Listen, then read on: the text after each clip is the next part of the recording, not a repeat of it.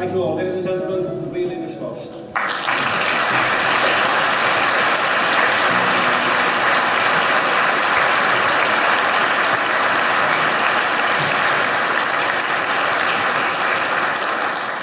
So it's a rare opportunity, as we said before, to have an opportunity to ask questions of Eva, an Holocaust survivor.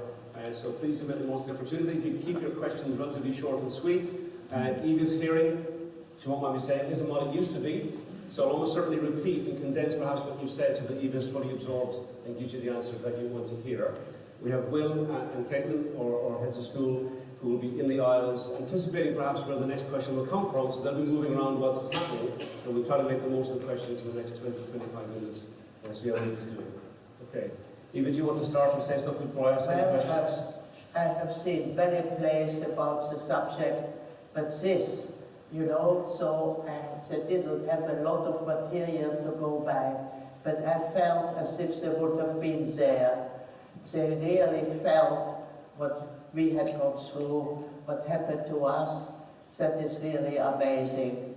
I must say, this is one of the things which I have never expected I would ever see anything as forceful, as important as this production.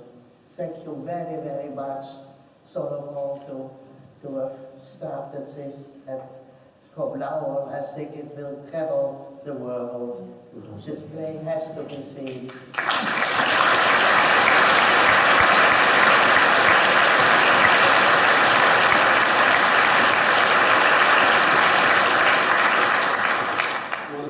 Who would like to ask a question? Put your hand up nice and clear so we can see. Will, okay, we can see over here. There's one at the top here. Thank you. Thank you, Will. I don't know where to start really, but it's obviously such a terrible thing, and I just wondered whether you still feel a sense of hatred, and if you don't feel a sense of hatred, and I would understand it if you did, how do you manage not to? Did you hear that, Eva? Yeah. The question was, do you still feel a sense of hatred? And if you don't, how do you manage not to hate? How I manage not to hate? Yeah. If you don't. Well, that is a very interesting question. I must say, I have no hatred whatsoever for the German people now. They are very, very, very sorry for what has happened. So, luckily, all of those Nazis are not with us anymore. So, you know, something happened, but this is, you know, it is unbelievable that these young people here have felt exactly what we have felt. The pain, the anxiousness, and eventually the end where we thought that this is the end of our lives. It is, you know, what I personally, I say I don't hate, but I am very, very upset that we haven't really learned anything. There's still been many wars again have happened. Innocent people get killed all the time. In America as well, shooting in schools. It's, you know, it is unbelievable what we have not learned after having had such a horrendous lesson where millions innocent people had been killed. Then it goes on and on and on. And prejudice against people who have a different color or a different religion. That is something, we are clever people, we are intelligent people, and look what we make for mess out of this world. That is something, when I pray to you, I haven't got very long anymore on this earth. Please, please, please, try to change, try to give the newer generation a chance to live in harmony and in love together. That is...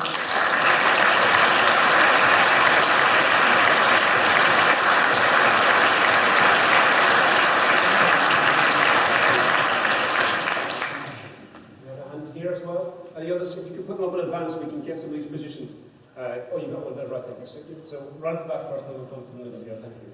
Just a quick one. What does bring you healing in your day-to-day life now?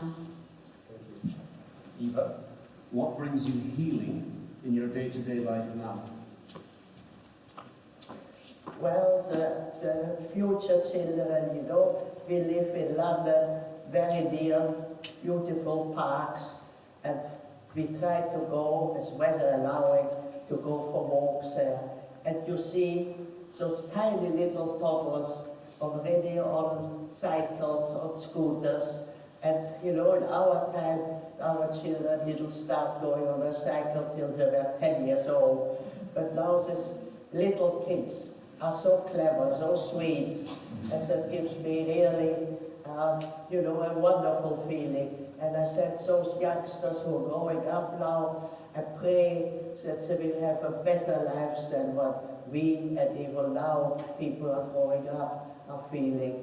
So please, please, please listen to this message I give you today, that we have to accept each other who we are, especially racial and religious differences are not anything we have a right to upset and criticize.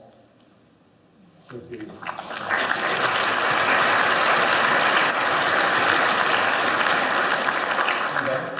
Would you like to share your good news of what was going to happen in August? As you said, the children are going to give you healing. Do you want to tell the audience what you told me yesterday? Yes, I have 5 grandchildren and 3 daughters, and I was waiting for many, many years for a little new baby, and nothing happened in my family. And when I mentioned it to them, well, it's too tricky, too difficult nowadays. But now, a few months ago, my youngest granddaughter said, Oma, I'm expecting a baby. So, you know, this was such a relief for me. August, so think for me how happy I will be when I will my first great grandchild in August hold in my arms.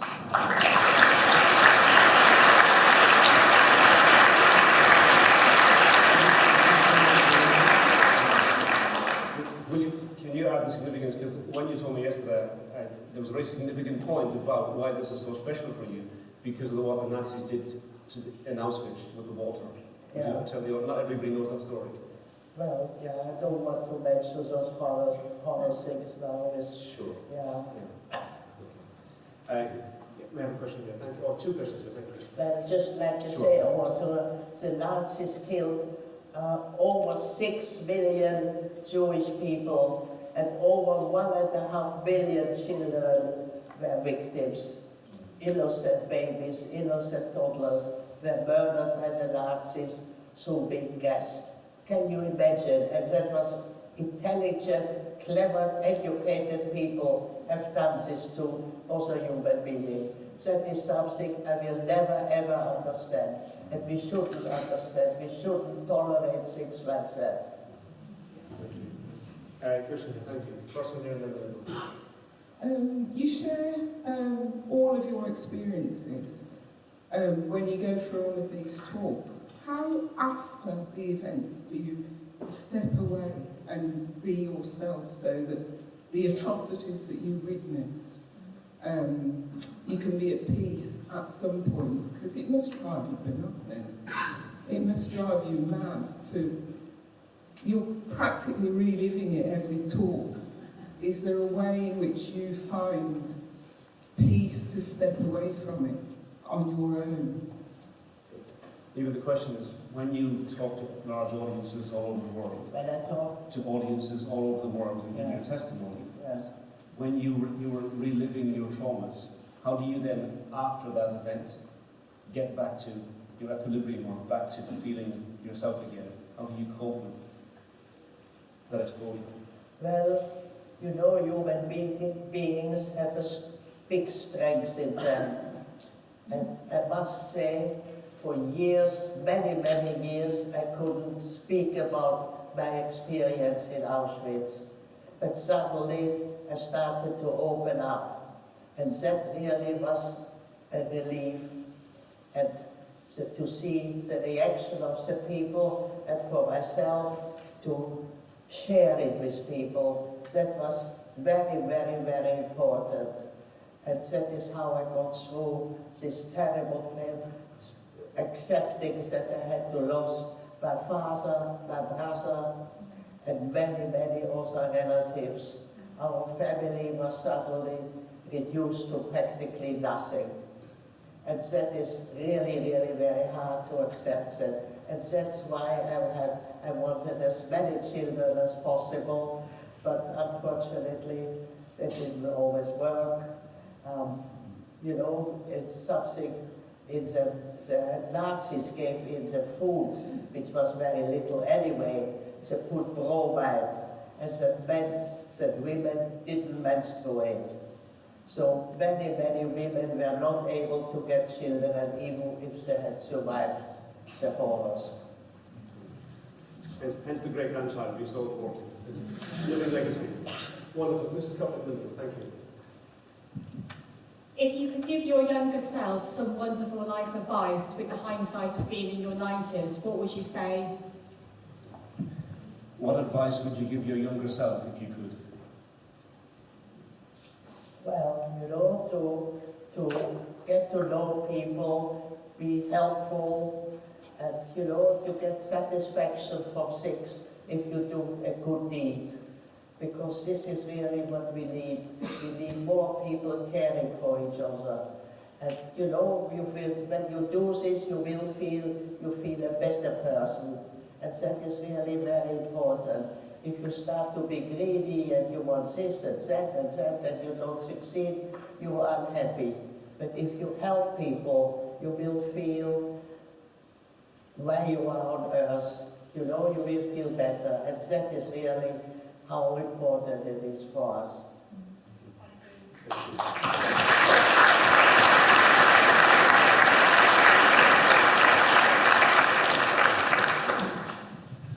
Thank you.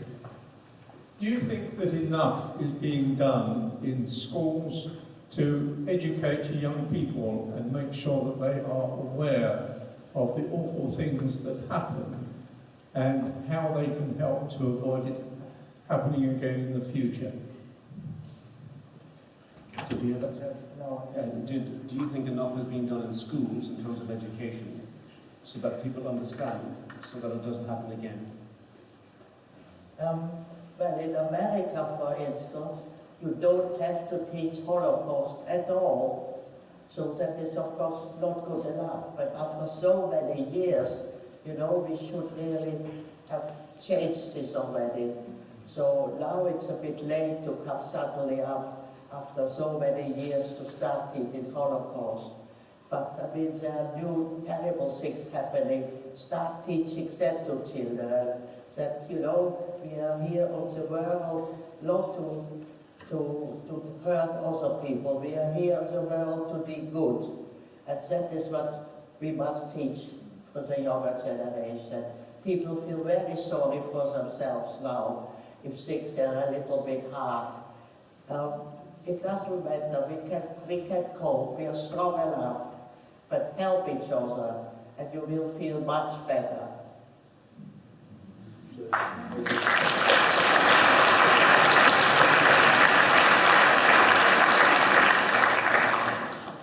Thank you. At the back. Right. Hello. Hi. It's very commendable you've kept your brother's memory alive. And obviously, I just wanted to ask, when were you able to dance again? It's wonderful that you kept Heinz's memory alive. And the question is wondering, when were you able to dance again? I don't think he means dancing with King, because by reference, if you Google Eva Schloss dancing with the King, you'll see what I mean about. So after the war, when were you able to dance again? How soon were you able to get your spirit back? Well, I don't think I got my spirit back, but, you know, life goes on. And as I say, I was lucky. I was able to get children pretty soon. And so I had 3 wonderful little girls within a few years. And that really kept me sane for many, many years. And then, of course, you know, once I start speaking about my experience, that helped me a lot. That is really, if you have problems, share it with loved ones. That is something which is essential. Not eat it up, eat yourself up with it. Thank you. We have some questions, microphones here. Caitlin, if you can, please. Thank you. I go to the junior school, and can I ask, can you come to the junior school to do like a speech about this? Because I feel like all the younger generation in the junior school should know about this and should know like not to treat people according to their race or their religion. Say it. That's quite awesome.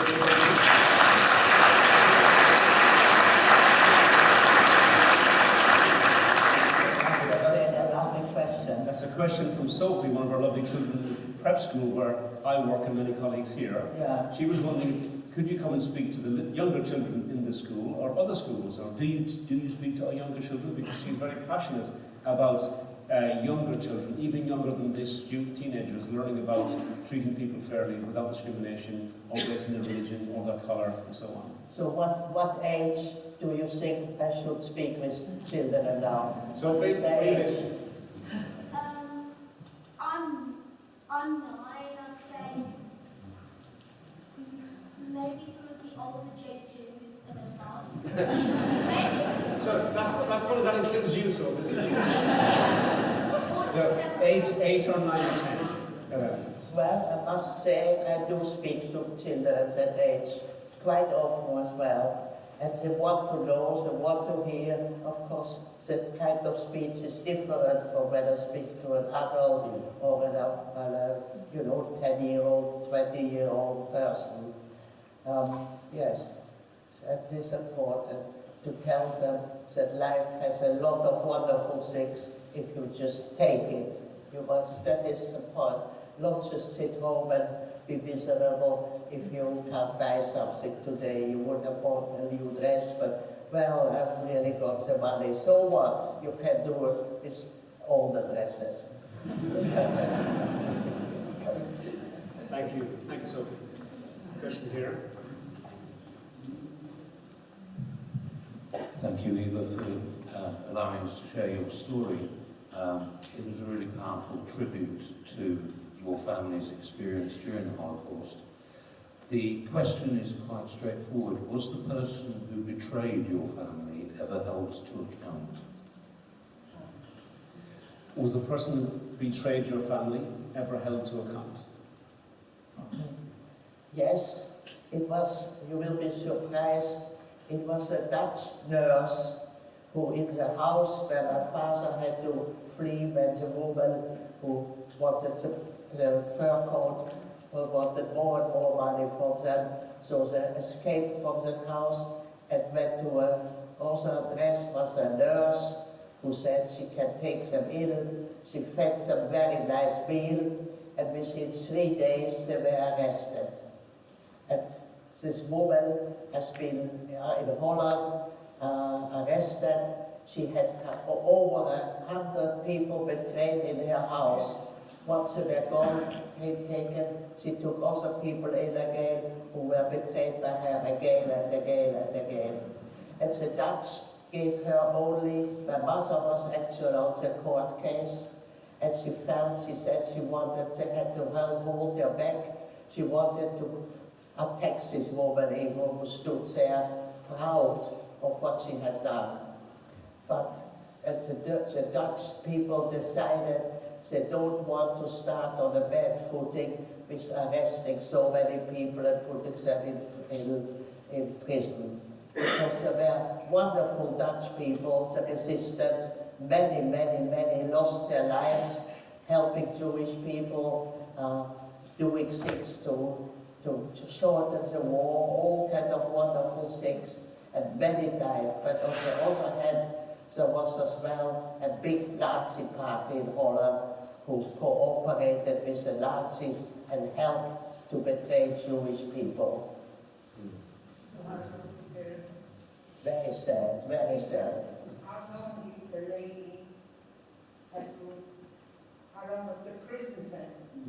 How long was the prison sentence of the lady who betrayed you? 3 years. I have betrayed hundreds of people, not just my family, hundreds of people. As soon as they were arrested, she took new people in.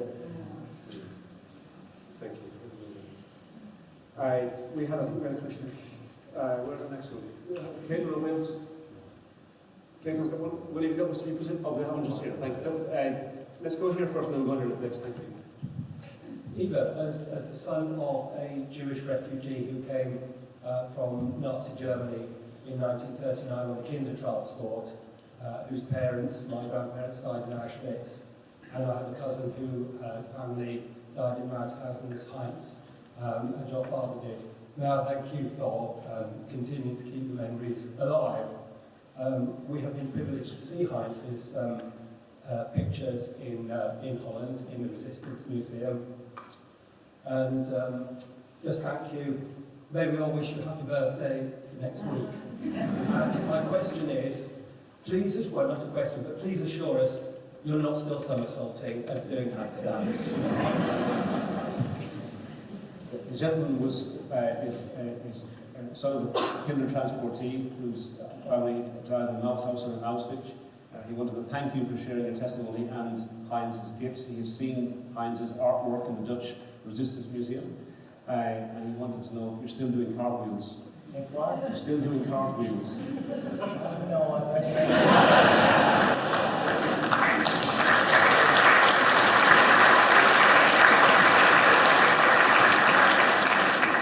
but when we were liberated by the Russians, they told us to do the Russian dances. And that I have done for many, many, many years. And they're quite tricky. You have to do it on one leg and things like that, which I did very well. Well, thank you. Yeah, just the other thank you. A question about your time at Auschwitz. The longer that you stayed there, did it become any easier, or were there times that you really thought it was getting very difficult, or did you manage to acclimatise to this unbelievable experience? It's a question about your experience at Auschwitz. When you were at Auschwitz, the longer you were there, did it become more manageable? Did you acclimatise to it, or was it? How did you feel? No, it didn't get easier because you became more hungry and weaker and more desperate. I must say there were very few, well, not so few, but not really too many people who prayed every day. But of course, they prayed for God to stop this terrible, terrible thing what is going on. And of course, it didn't stop. So I actually never prayed. But I must say what, there is, when my father, he was very Jewish, but not very religious. And when he said goodbye in Auschwitz to me, because men went to different parts of women, he said to me very, very seriously, that was the last what I've heard from him. He said, God will protect you. And that stayed with me my whole life, because God did protect me. But of course I can't work out why me and not my brother.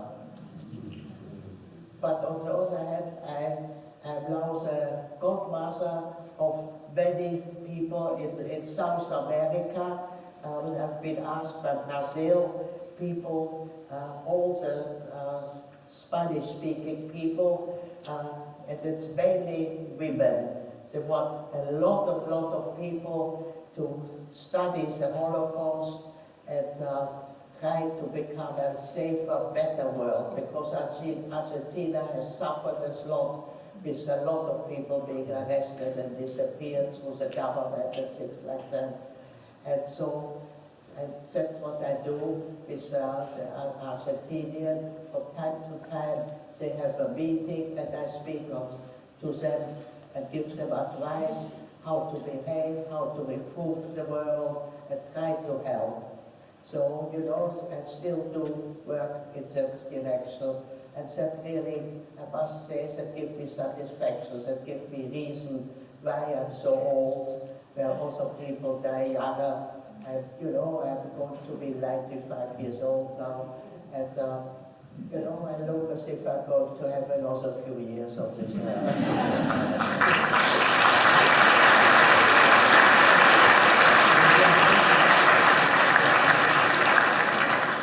Time for one last question, and I'll just Mr. Brilliant. Eva, thank you so much for a really, really very moving experience this evening. And I wonder if I could ask, do you remember the first time after the war, after all of these awful things happened, that you were able to pray in a synagogue with other Jewish people? Do you remember the time after the war, when after all these awful things happened to you, that you went to pray first in a synagogue, or perhaps not a synagogue, praying at home, that you rediscovered your faith? Yes, and my husband too, he liked to go to synagogue, and so we always went together for Shabbat and things like that. But I must say, I had some argument with our rabbi the other day. I know you might think it's silly what I'm telling you, but I have a problem with this. In our prayer book, it's in English because we don't speak Hebrew, of course. And the last time I went to synagogue, there was a prayer coming, and it said all the time, every few minutes, we thank God for looking after us so well and protecting us.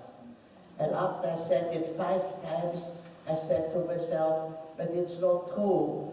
God, you didn't look after us, you didn't protect us so well. 6 million people and many, many innocent young babies and children were murdered. How can I say, I thank you for looking after us so well? And said that to our rabbi. And I must say, she was lost for words. She didn't really know what to say to me. But she says, I understand. I'm going to work it out. I'm going to check it, perhaps in Hebrew. Perhaps his prayer is not properly translated from Hebrew. So I'm still waiting for an answer. David, thank you so much. Audience, thank you so much. Just a couple of things about me before we show appreciation for Eva and everybody else who's made this event possible tonight. Again, of course, on the back of your programme, you will notice the next Holocaust education event we have in September. So please do save the date. We will have a schools event and an event like this as well. Kate Thomas, the director of that production, is here tonight with us, and so too is Michael Newman, who's the chief executive of the Association of Jewish Refugees, who have really done a fantastic job of amplifying this extraordinarily powerful play. It's already been seen by 16,000 people this academic year, students, mainly Coachon schools. It's been in JW3 recently. It's recently debuted to a symposium of about 200 people globally for Holocaust education. So the next generation post-survivor testimony of what happens. But it's a very powerful play. And Susan Pollock, MBE, is the Auschwitz and Bergen-Belsen survivor. She is hopefully going to join us when she's feeling well to come out of retirement to be here, just like Eva, to give testimony after that show. So please do keep that in your diaries and come back and see us a little bit more. But before we just, I want to say something thank you to Eva. I do want to spend, if I may, just a couple of minutes, because I want to formally recognise what I see as a truly unsung hero of Holocaust education. For those of you who read Eva's book, you will know about Elizabeth Ravasio. Elizabeth started as an au pair, as a young Swiss au pair for by the Schloss family, and looked after Eva's children, and she knew Otto, Frank and Lucy very, very well. Of course, she then became a business partner of Eva, where they had an antique shop on the Edgware Road. She then also looked after Lucy in her later years as a full-time carer. In a Holocaust education sense, What I mean is she then went on the global travels with Eva for about 20 years. So without Elizabeth's support and help in those contexts, Eva would not have been able to give her testimony to the hundreds of thousands, if not millions of people all over the world in the last 20 years. I think that's an extraordinary thing that is uncelebrated. I think, Elizabeth, you deserve an MBE for Holocaust education. If it was my gift to give you, you would have it straight away. I think you've done an incredible job. Absolutely. So for the part that you played in Holocaust education of thousands of people, and for showing us what true service means and true friendship, we want to present you with a little gift on behalf of Solihull School. So please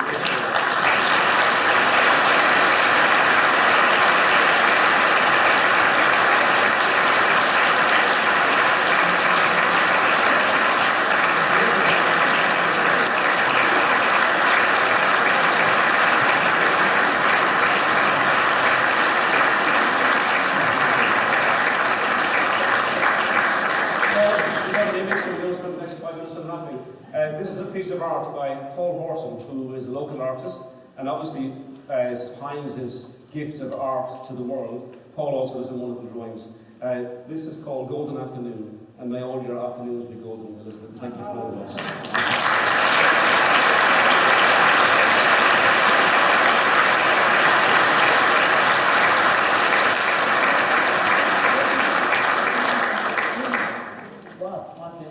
It's behind you.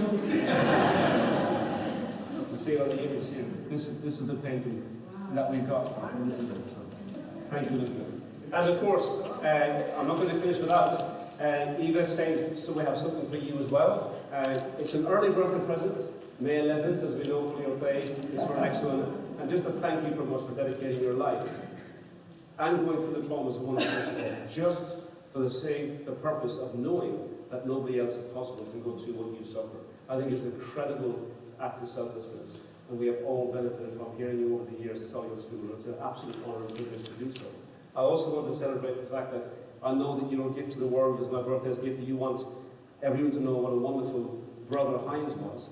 I'm hoping, because you know knows you kept your promise, that nothing would have made him prouder of what you've done to get this play up and running with the British Premier of Solihull School.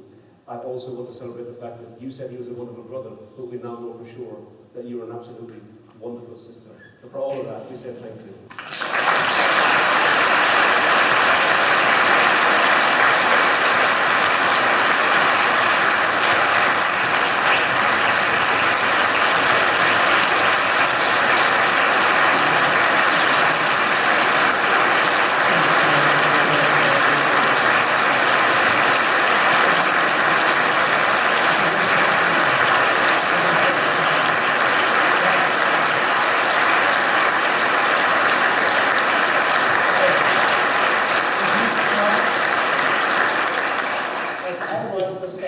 I'm going to show you just a second. The staff at you carry on. Wonderful play, which I'd never expected would be so powerful. And I felt as if they really were there, as if they had felt the feeling what we had gone through. For those young people, it was really wonderful and amazing. Thank you very much.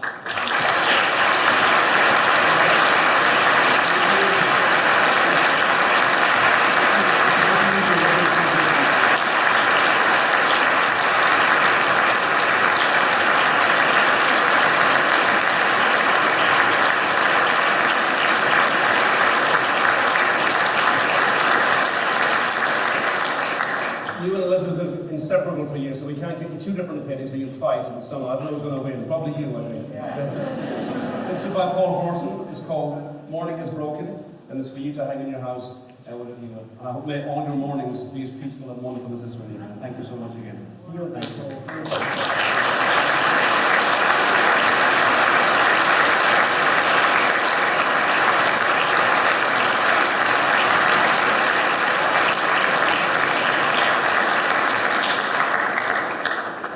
Have a seat. We'll take you here.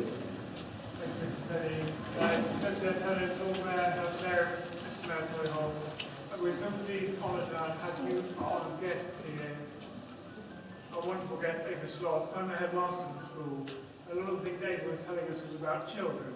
She talked about toddlers on scooters, she talked about great-grandchildren, and she spoke about education and how we must make sure we pass this message on. And there's the business of schools. So I'm honoured that we're going to host you all today. In a moment I'd like to invite you to head out the door towards the refectory where we have an exhibition to tell you a little bit more of this evening's story. I'd be honoured to invite you back again in September. The date is on the back of your programme. I'd like to close by saying, thank you for our very special guest, Eva Schloss.